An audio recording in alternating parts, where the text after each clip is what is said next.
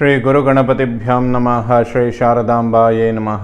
ಎಲ್ಲ ನನ್ನ ಆತ್ಮೀಯ ವೀಕ್ಷಕ ಬಂಧುಗಳಿಗೆ ನಮಸ್ಕಾರ. ವೀಕ್ಷಕರೇ, ಶ್ರೀ ಕ್ರೋಧಿನಾಮ ಸಂವತ್ಸರ, ಉತ್ತರಾಯಣ, ಗ್ರೀಷ್ಮ ಋತು, ಆಷಾಢ ಮಾಸ, ಜುಲೈ ತಿಂಗಳ ಮಾಸ ಭವಿಷ್ಯವನ್ನು ತಿಳ್ಕೊಳ್ಳೋಣ. ಜುಲೈ 6ನೇ ತಾರೀಕು ಶುಕ್ರ ಕರ್ಕಾಟಕ ರಾಶಿಯನ್ನು ಪ್ರವೇಶ ಮಾಡ್ತಾನೆ. ಜುಲೈ 12ನೇ ತಾರೀಕು ಕುಜ ವೃಷಭ ರಾಶಿಯನ್ನು ಪ್ರವೇಶ ಮಾಡ್ತಾನೆ. ಜುಲೈ 16ನೇ ತಾರೀಕು ಸೂರ್ಯ ಕರ್ಕಾಟಕ ರಾಶಿಯನ್ನು ಪ್ರವೇಶ ಮಾಡ್ತಾನೆ. ಜುಲೈ 19ನೇ ತಾರೀಕು ಬುಧ ಸಿಂಹ ರಾಶಿಯನ್ನು ಪ್ರವೇಶ ಮಾಡ್ತಾನೆ. ಜುಲೈ 31ನೇ ತಾರೀಕು ಶುಕ್ರ ಮತ್ತೊಮ್ಮೆ ಕರ್ಕಾಟಕ ರಾಶಿಯಿಂದ ಸಿಂಹ ರಾಶಿಯನ್ನು ಪ್ರವೇಶ ಮಾಡ್ತಾನೆ. ಈ ರೀತಿಯಾಗಿ ಬದಲಾಗುವಂತಹ ಈ ಎಲ್ಲ ಗ್ರಹಗಳಿಂದ ಜುಲೈ ತಿಂಗಳಲ್ಲಿ ಕುಂಭರಾಶಿಯವರ ಮಾಸ ಭವಿಷ್ಯ ಹೇಗಿರುತ್ತೆ ನೋಡೋಣ. ಜುಲೈ 16ನೇ ತಾರೀಕು ಪರಿವರ್ತನೆ ಆಗುವಂತಹ ಸೂರ್ಯನ ಒಂದು ಸಂಚಾರ, ಸಂಕ್ರಮಣ ಅಂತೇನು ಹೇಳ್ತೇವೆ, ಅಲ್ಲಿಂದ ದಕ್ಷಿಣಾಯಣ ಅನ್ನುವಂಥದ್ದು ಪ್ರಾರಂಭ ಆಗುತ್ತೆ. ಜುಲೈ 21ನೇ ತಾರೀಕು ಭಾನುವಾರ ಗುರು ಪೌರ್ಣಮೆ, ವ್ಯಾಸ ಪೂಜೆ, ಹಾಗೆ ಗುರುಗಳ ಚಾತುರ್ಮಾಸ ವ್ರತ ಪ್ರಾರಂಭ ಆಗುವಂತಹ ದಿನಗಳಾಗಿರುತ್ತೆ. ಈ ಸಮಯದಲ್ಲಿ ಗುರುಗಳ ದರ್ಶನ ಮಾಡಿದರೆ ಖಂಡಿತ ಶುಭ. ಗುರುಗಳಿಗೆ ಪಾದಪೂಜೆ, ದತ್ತಾತ್ರೇಯರು ದಕ್ಷಿಣಾಮೂರ್ತಿಗಳ ದರ್ಶನ ಅಥವಾ ಅವರ ಸ್ತೋತ್ರಗಳನ್ನು ಪಠನೆ ಮಾಡುವಂಥದ್ದು ಈ ಸಮಯಗಳಲ್ಲಿ ಅತಿಶಯವಾದ ಶುಭ ಫಲಗಳನ್ನು ಕೊಡುತ್ತೆ. ಏಕೆಂದರೆ ಕುಂಭರಾಶಿಯವರಿಗೆ ಗುರುಬಲದ ಅವಶ್ಯಕತೆ ಅತ್ಯಂತ ಅಗತ್ಯವಾಗಿರುತ್ತೆ. ಗುರುಬಲ ಪ್ರಾರಂಭ ಆಗೋದಕ್ಕೆ ಇನ್ನೂ 1 ವರ್ಷಗಳ ಸಮಯ ತೆಗೆದುಕೊಳ್ಳುತ್ತೆ. ಬಹಳ ನಿರೀಕ್ಷೆ ಇರುವಂತಹ ಈ 7.5 ಸಮಯಗಳಲ್ಲಿ ಶನಿ ಸ್ವತಃ ಅವನೇ ರಾಶ್ಯಾಧಿಪತಿಯಾಗಿದ್ದರೂ ಕೂಡ ಜನ್ಮರಾಶಿಯಲ್ಲಿದ್ದಾಗ 1-2-3 ವಿಚಾರಗಳಿಗೆ ಅವನು ಸ್ವಲ್ಪ ತೊಂದರೆ ಮಾಡ್ತಾನೆ. ಧನವ್ಯಯಗಳಾಗೋದಕ್ಕೆ 7.5 ಅನ್ನೋದು ಸ್ವಲ್ಪ ಕಾರಣ ಆಗುತ್ತೆ. ಸ್ಥಾನ ಪಲ್ಲಟಗಳಾಗೋದಕ್ಕೆ ಶನಿ ದೋಷಗಳು ಸ್ವಲ್ಪ ಕಾರಣವಾಗುತ್ತೆ. ಮಾತೃವಿನ ಆರೋಗ್ಯದಲ್ಲಿ ಸಣ್ಣ ಪುಟ್ಟ ವ್ಯತ್ಯಾಸಗಳಿಗೆ ಇದು ಕಾರಣವಾಗುತ್ತೆ. ವೈವಾಹಿಕ ಜೀವನಕ್ಕೆ ವಿಳಂಬ ಆಗೋದಕ್ಕೂ ಕೂಡ ಕುಂಭರಾಶಿ 7.5 ಪ್ರಭಾವಗಳು ಸ್ವಲ್ಪ ಕಾರಣಗಳಾಗುತ್ತೆ. ಈ ರೀತಿಯಾಗಿ 7.5 ಹಲವಾರು ಭಾಗಗಳಲ್ಲಿ ಸ್ವಲ್ಪ ತೊಂದರೆಗಳು ಅಥವಾ ಹಿನ್ನಡೆಗಳನ್ನು ಶನಿ ಕೊಡ್ತಾನೆ ಬರ್ತಾನೆ. ಇದಕ್ಕೆ ಶಾಶ್ವತವಾಗಿ ಕೆಲವೊಂದಷ್ಟು ಪರಿಹಾರಗಳನ್ನು ಆವಾಗವಾಗ ಮಾಡ್ಕೊಳ್ತಾನೆ ಇರಬೇಕು. ಏಕೆಂದರೆ ಕುಂಭರಾಶಿಯವರು ಈ ಶನಿ ಸಂಬಂಧವಾದಂತಹ ವಿಚಾರಗಳಿಗೆ ಪರಿಹಾರಗಳನ್ನು ಮಾಡಿಕೊಂಡಾಗ ಗೋಚಾರದಲ್ಲಿ ಇನ್ನಷ್ಟು ಅಭಿವೃದ್ಧಿಗಳನ್ನು ಪಡೆದುಕೊಳ್ಳೋದಕ್ಕೆ ಸಾಧ್ಯ ಆಗುತ್ತೆ. ಈ ವಿವಾಹದ ಸಮಯಗಳು 7.5 ಸಮಯಗಳು ಎರಡೂ ಕೂಡ ಕಂಬೈನ್ ಆದಾಗ ಸ್ವಲ್ಪ ವಿಳಂಬ ಆಗುವಂತಹ ಸಂದರ್ಭಗಳೇ ಹೆಚ್ಚಾಗಿರುತ್ತೆ. ಯಾಕೆಂದರೆ ಶನಿ ಮಾಂಗಲ್ಯ ಸ್ಥಾನವನ್ನು ನೋಡ್ತಾನೆ. ಶನಿಯನ್ನು ಮಂದಚಾರ ಅಂತ ಹೇಳ್ತೇವೆ. ಅವನು ಯಾವ ಭಾವಗಳಲ್ಲಿ ಇರ್ತಾನೆ ಅಥವಾ ಯಾವ ಭಾವಗಳನ್ನು ನೋಡ್ತಾನೆ ಅದರ ಕೆಲಸಗಳು ಸ್ವಲ್ಪ ಮಂದಗತಿಯಲ್ಲಿ ಸಾಗುತ್ತೆ. ಆದರೆ ನಿಧಾನವಾದರೂ ಕೂಡ ಅದು ಸ್ಥಿರವಾದ ವ್ಯವಸ್ಥೆಗಳಾಗುತ್ತೆ ಅಂತ ಕೂಡ ಹೇಳ್ತೇವೆ. ಶನಿಯನ್ನು ಸ್ಥಿರ ಅಂತ ಕೂಡ ಹೇಳ್ತೇವೆ. ಹಾಗಾಗಿ ವಿಳಂಬ ಆದರೂ ಕೂಡ ಸ್ಥಿರವಾದ್ದನ್ನೇ ಕೊಡ್ತಾನೆ ಅಂತ ಕೂಡ ವಿಮರ್ಶೆ ಮಾಡ್ಬೋದು. ಆ ರೀತಿಯಲ್ಲಿ 7.5 ಪ್ರಭಾವಗಳಿಗೆ ತಿಂಗಳಿಗೊಮ್ಮೆ ಈಶ್ವರನ ದರ್ಶನ ಮಾಡಿ ಖಂಡಿತ ಶುಭವಾಗುತ್ತೆ. ಬಿಲ್ಪತ್ರೆಯನ್ನು ಸಮರ್ಪಣೆ ಮಾಡುವಂಥದ್ದು ಅತಿಶಯ ಶುಭ. ವರ್ಷಕ್ಕೊಮ್ಮೆ ಯಾವುದಾದ್ರೂ ಪುಣ್ಯಕ್ಷೇತ್ರ, ಧರ್ಮಸ್ಥಳ ಇಂಥ ತಿರುನೆಲ್ಲಾರಲ್ಲಿ ಶನೈಶ್ಚರ ದೇವರ ದರ್ಶನ, ಈ ಥರ ದರ್ಶನ ಮಾಡುವಂಥದ್ದು ಖಂಡಿತ ಶುಭ.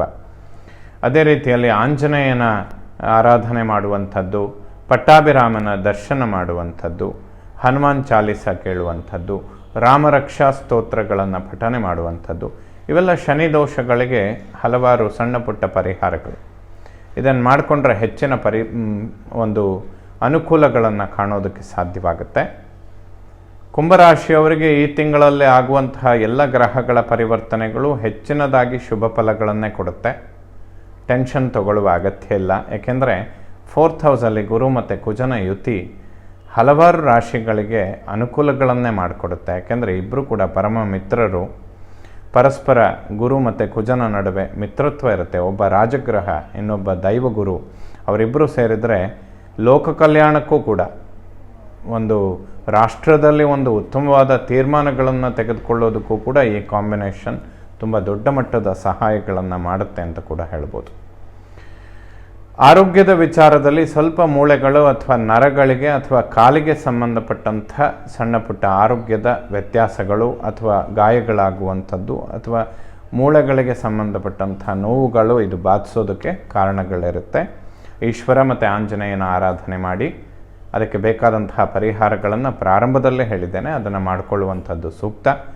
ಈ ಗುರು ಪೌರ್ಣಮಿಯ ಸಮಯದಲ್ಲಿ ವಿಷ್ಣು ಆರಾಧನೆ ಮಾಡುವಂಥದ್ದು, ಗುರುಗಳ ದರ್ಶನ ಮಾಡುವಂಥದ್ದು. ಏಕೆಂದರೆ ಪೌರ್ಣಮಿಯ ದಿನ ಅಂದರೆ ಸತ್ಯನಾರಾಯಣ ಪೂಜೆ ಬಹಳ ವಿಶೇಷ, ಅದರಲ್ಲಿ ಪಾಲ್ಗೊಳ್ಳುವಂಥದ್ದು ಕೂಡ ಶುಭವಾಗುತ್ತೆ.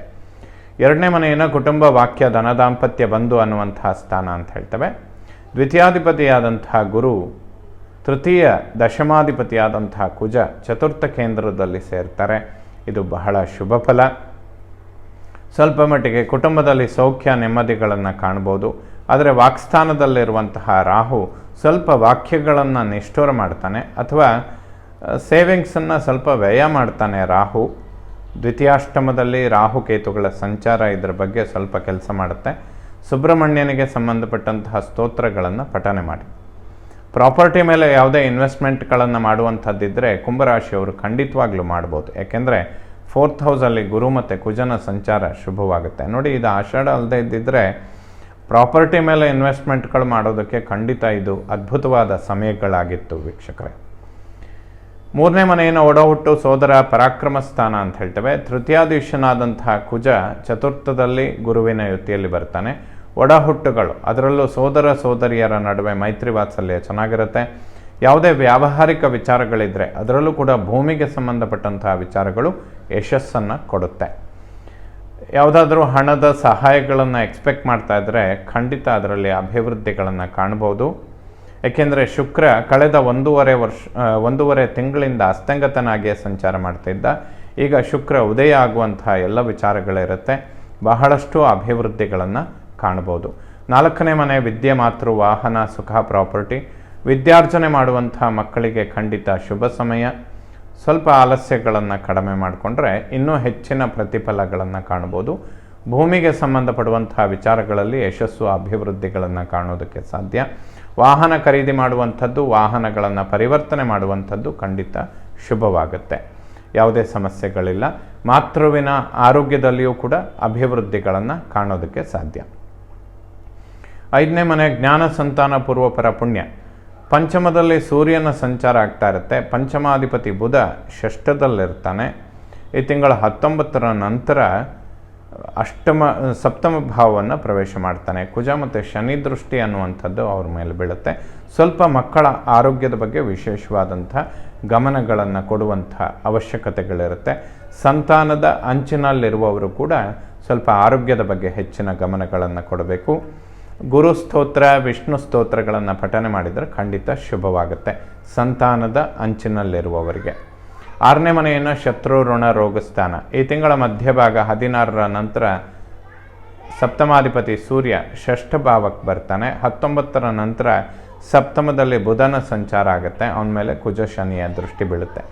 ದಂಪತಿಗಳಲ್ಲಿ ಜೀರ್ಣಕ್ರಿಯೆ, ಡೈಜೆಷನ್ಗೆ ಸಂಬಂಧಪಟ್ಟಂತೆ ಆರೋಗ್ಯದ ಸಮಸ್ಯೆಗಳು ಬಾಧಿಸೋದಕ್ಕೆ ಸ್ವಲ್ಪ ಅವಕಾಶಗಳಿರುತ್ತೆ.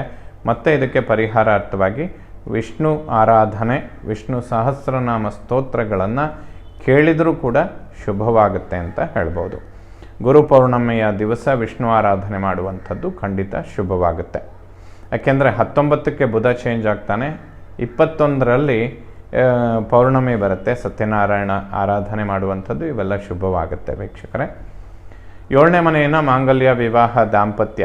ಸಪ್ತಮಾಧಿಪತಿ ಸೂರ್ಯ ಷಷ್ಠದಲ್ಲಿರ್ತಾನೆ. ಸಪ್ತಮದಲ್ಲಿ ಬುಧ, ಕುಜ ಶನಿಯ ದೃಷ್ಟಿ ಬೀಳುವುದರಿಂದ ದಾಂಪತ್ಯ ಜೀವನದಲ್ಲಿ ಸಣ್ಣ ಪುಟ್ಟ ಆರೋಗ್ಯದ ಸಮಸ್ಯೆಗಳಿಂದ ಒಂದು ಮಾನಸಿಕ ನೆಮ್ಮದಿಗಳಿಗೆ ಸ್ವಲ್ಪ ಹಿನ್ನಡೆ ಇರುತ್ತೆ. ವಿವಾಹದ ಅಂಚಿನಲ್ಲಿರುವವರಿಗೆ ಗುರುಬಲದ ಕೊರತೆ ಇರುತ್ತೆ. ಯಾಕೆಂದರೆ ಕುಜನ ದೃಷ್ಟಿ ಕೂಡ ಮಾಂಗಲ್ಯ ಸ್ಥಾನದ ಮೇಲೆ ಬೀಳೋದ್ರಿಂದ ಕುಂಭರಾಶಿಯವರಿಗೆ ಶನಿ ದೃಷ್ಟಿ ಕೂಡ ಸಪ್ತಮದ ಮೇಲೆ ಬೀಳುತ್ತೆ. ವಿವಾಹ ಅನ್ನುವಂಥದ್ದು ಸ್ವಲ್ಪ ವಿಳಂಬ ಆಗುವಂಥ ಎಲ್ಲ ಪರಿಸ್ಥಿತಿಗಳಿರುತ್ತೆ. ಇದಕ್ಕೆ ಪರಿಹಾರ ಸ್ವಲ್ಪ ಗುರು ಶಾಂತಿ ಮತ್ತು ಶನಿ ಶಾಂತಿ ಮಾಡಿಕೊಳ್ಳೋದು ಅವಶ್ಯಕ. ಇಲ್ಲಾಂದರೆ 2025 ಮೇ ನಂತರ ಆ ವಿಚಾರಗಳಲ್ಲಿ ಅಭಿವೃದ್ಧಿಗಳನ್ನು ಖಂಡಿತವಾಗ್ಲೂ ಕಾಣ್ಬೋದು. ಅಷ್ಟಮ ಮೃತ್ಯುಸ್ಥಾನ. ಕೇತು ಅಷ್ಟಮದಲ್ಲಿದ್ದರೂ ಕೂಡ ಗುರುದೃಷ್ಟಿ ಬೀಳ್ತಾ ಇರುತ್ತೆ. ಹೆಚ್ಚಿನ ಟೆನ್ಷನ್ಗಳಿರೋದಿಲ್ಲ. ಖಂಡಿತ ಶುಭ ಫಲಗಳನ್ನು ಪಡಿಬೋದು. 9ನೇ ಮನೆ ಭಾಗ್ಯಸ್ಥಾನ. ಭಾಗ್ಯಾಧಿಪತಿ ಶುಕ್ರ 6ರಲ್ಲಿ ಸಂಚಾರ ಮಾಡ್ತಾ ಇರ್ತಾನೆ. ಪಿತೃಸ್ಥಾನದ ಮೇಲೆ ಯಾವುದೇ ಪಾಪಗ್ರಹಗಳ ದೃಷ್ಟಿ ಬೀಳೋದಿಲ್ಲ. ಖಂಡಿತ ಶುಭ ಫಲಗಳನ್ನು ಪಡೆಯೋದಕ್ಕೆ ಸಾಧ್ಯ. 10ನೇ ಮನೆ ಕರ್ಮ ಉದ್ಯೋಗ ಸ್ಥಾನ. ಕರ್ಮಾಧಿಪತಿ ಕುಜ ಸುಖಸ್ಥಾನದಲ್ಲಿದ್ದು ಗುರುವಿನ ಯುತಿಯಲ್ಲಿರ್ತಾನೆ. ಧನಾಧಿಪತಿ, ಲಾಭಾಧಿಪತಿ ಮತ್ತು ಕರ್ಮಾಧಿಪತಿಯ ಯುತಿ ಆಗುತ್ತೆ. ಕರ್ಮಸ್ಥಾನವನ್ನು ಅವರಿಬ್ಬರು ವೀಕ್ಷಣೆ ಮಾಡ್ತಾನೆ. ಕುಂಭರಾಶಿಯವರಿಗೆ ಈ 7.5ನಲ್ಲೂ ಕೂಡ ಈ ಮಾಸಗಳಲ್ಲಿ ಉದ್ಯೋಗದಲ್ಲಿ ಸ್ವಲ್ಪ ಅಭಿವೃದ್ಧಿ, ಮಾನಸಿಕ ನೆಮ್ಮದಿ ಇದನ್ನು ಕಾಣೋದಕ್ಕೆ ಸಾಧ್ಯ. ಪರ್ಟಿಕ್ಯುಲರ್ ಆಗಿ ಈ ಮಾಸ ಕುಂಭರಾಶಿಯವರಿಗೆ ಒಂದು ಪ್ರಾಪರ್ಟಿ, ಇನ್ನೊಂದು ಉದ್ಯೋಗ, ಈ ಎರಡು ವಿಚಾರಗಳಲ್ಲಿ ಅಭಿವೃದ್ಧಿಗಳನ್ನು ಖಂಡಿತ ನಿರೀಕ್ಷೆ ಮಾಡ್ಬೋದು. ಏಕಾದಶವನ್ನು ಲಾಭಸ್ಥಾನ, ಲಾಭಾಧಿಪತಿ ಗುರು ಸುಖಸ್ಥಾನದಲ್ಲಿದ್ದಾನೆ. ಸ್ವಲ್ಪ ಹೆಚ್ಚಿನ ಪ್ರಯತ್ನಗಳನ್ನು ಮಾಡಿದರೆ ಲಾಭಗಳನ್ನು ಖಂಡಿತ ನಿರೀಕ್ಷೆ ಮಾಡ್ಬೋದು. ಏಕೆಂದರೆ ಕರ್ಮಾಧಿಪತಿ ಕುಜ ಸುಖಸ್ಥಾನದಲ್ಲಿ ಗುರುವಿನ ಯುತಿಯಲ್ಲಿದ್ದರೂ ಕೂಡ ಅವನ 8ನೇ ದೃಷ್ಟಿ ಲಾಭಸ್ಥಾನದ ಮೇಲೆ ಬೀಳ್ತಾ ಇರುತ್ತೆ. ಕರ್ಮಾಧಿಪತಿ ಕುಜ ಲಾಭಸ್ಥಾನವನ್ನು ವೀಕ್ಷಣೆ ಮಾಡ್ತಾನೆ. ಲಾಭಾಧಿಪತಿಯನ್ನು ಒಡಗೂಡಿಯೇ ಕೂತಿರ್ತಾನೆ. ಖಂಡಿತ ಕುಂಭರಾಶಿಯವರಿಗೆ ಸ್ವಲ್ಪ ಅತಿಶಯವಾದ ಲಾಭಗಳನ್ನು ಕರ್ಮ ಉದ್ಯೋಗದಲ್ಲಿ ಖಂಡಿತ ನಿರೀಕ್ಷೆ ಮಾಡ್ಬೋದು. ಈ ಸಮಯದಲ್ಲಿ ಆ ವಿಚಾರಗಳು ಅಭಿವೃದ್ಧಿಗಳನ್ನು ಪಡೆದುಕೊಳ್ಳುತ್ತೆ. ವ್ಯಯಭಾವವನ್ನು ಮೋಕ್ಷಸ್ಥಾನ, ವ್ಯಯಾಧಿಪತಿ ಶನಿ ಜನ್ಮದಲ್ಲಿದ್ದಾಗ, ಅದರಲ್ಲೂ ಎಸ್ಪೆಷಲಿ ಕುಂಭಲಗ್ನವಾದರೆ ಆರೋಗ್ಯದ ವಿಚಾರಗಳಲ್ಲಿ ಸ್ವಲ್ಪ ಆಲಸ್ಯಗಳು ಮತ್ತು ತುಂಬ ಸ್ಲೋನೆಸ್ ಅನ್ನೋದು ಶನಿ ತುಂಬ ಕಾಡಿಸ್ತಾನೆ. ಇದಕ್ಕೆ ಪ್ರಾರಂಭದಲ್ಲೇ ಪರಿಹಾರಗಳನ್ನು ಹೇಳಿದ್ದೇನೆ.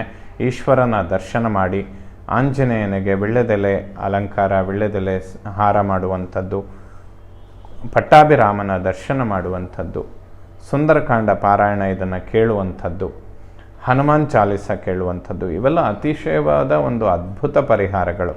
ಈಗೆಲ್ಲ ಮೊಬೈಲಲ್ಲಿ, ಯೂಟ್ಯೂಬಲ್ಲಿ ನಿಮಗೆ ಇದೆಲ್ಲ ಸಿಗೋದಕ್ಕೆ ಅವಕಾಶಗಳಿರುತ್ತೆ.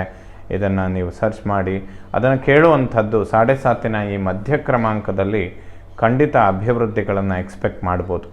ಇದನ್ನೆಲ್ಲ ರೂಢಿಸ್ಕೊಂಡ್ರೆ ಇನ್ನೊಂದು 2-3 ವರ್ಷ ಇದರ ಅವಶ್ಯಕತೆಗಳು ಕುಂಭರಾಶಿಯವರಿಗಿರುತ್ತೆ. ಓವರಾಲ್ ಈ ಮಾಸಗಳಲ್ಲಿ ಅಂದರೆ ಜುಲೈ ತಿಂಗಳಲ್ಲಿ ತುಂಬ ಸ್ಮೂತಾಗಿ ಹೋಗುತ್ತೆ. ಗುರುಕುಜನ ಯುತಿ ಬಹಳಷ್ಟು ಅಭಿವೃದ್ಧಿಗಳನ್ನು ಕೊಡುತ್ತೆ. ಸಪ್ತಮದಲ್ಲಿರುವಂತಹ ಬುಧನ ಮೇಲೆ ಕುಜ ಶನಿಯ ದೃಷ್ಟಿ ಬೀಳೋದ್ರಿಂದ ಆರೋಗ್ಯದ ವ್ಯತ್ಯಾಸಗಳು ದಾಂಪತ್ಯ ಜೀವನದಲ್ಲಿ ಸ್ವಲ್ಪ ಬರೋದಕ್ಕೆ ಗಂಡ ಹೆಂಡತಿಯ ನಡುವೆ ಅವಕಾಶಗಳಿರುತ್ತೆ.